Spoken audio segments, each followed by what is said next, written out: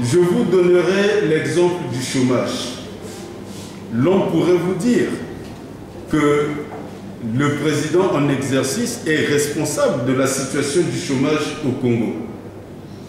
On peut l'affirmer dans la rue, mais on ne peut pas l'affirmer dans un amphithéâtre.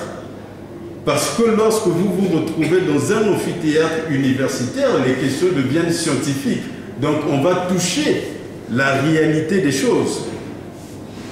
Est-ce qu'en tant que président de la République, on a les moyens de produire du chômage ou de réduire le chômage?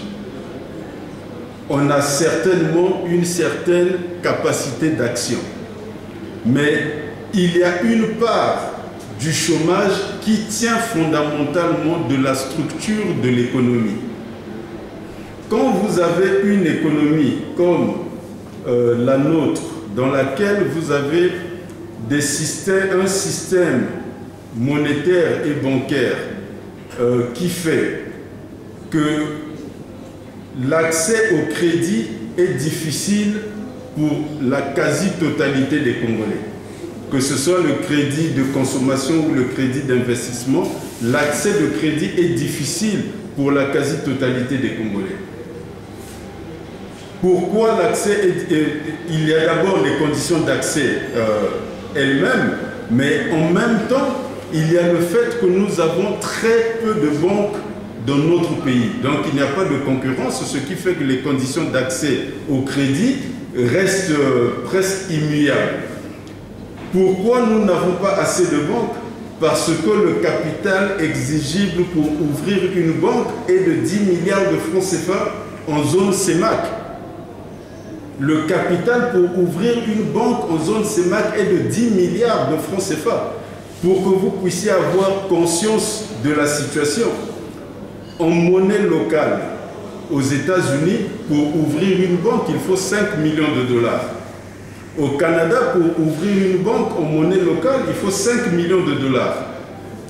Dans l'Union européenne, pour ouvrir une banque dans les pays de la zone euro, il faut 5 millions d'euros. Aux Africains d'Afrique centrale, aux Congolais, il leur faut en monnaie locale 10 milliards.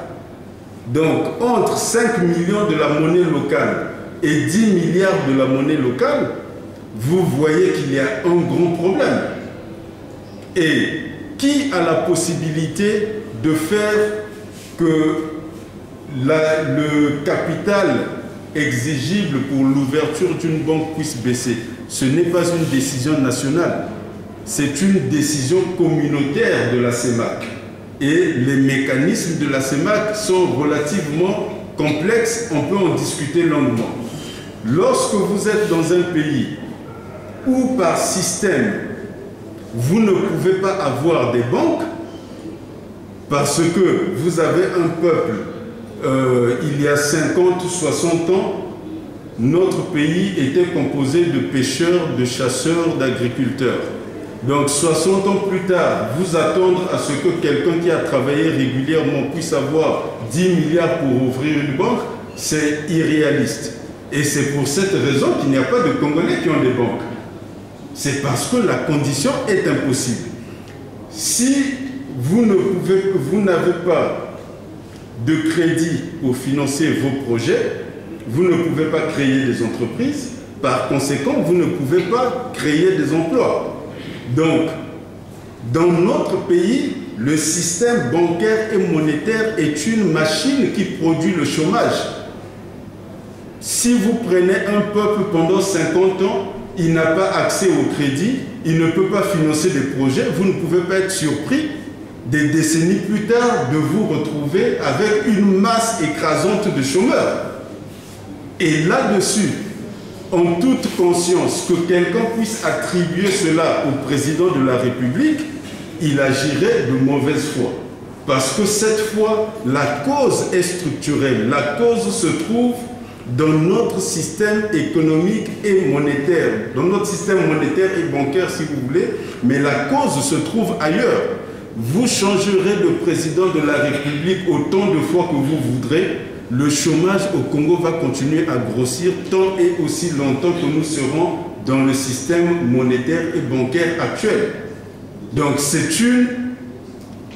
serait mal fondé que de dire en public qu'on ne voudrait pas que X ou Y, prenons le cas d'espèce, que le président Sassou Nguesso, qu'on le tiendrait pour responsable des choses dont il n'est pas responsable, en tout cas dont il n'est pas totalement responsable, et au nom de cela, on se dirait que ce n'est pas la personne faite pour la situation, parce que n'importe quelle autre personne, à sa place, serait arrivée au même résultat de chômage.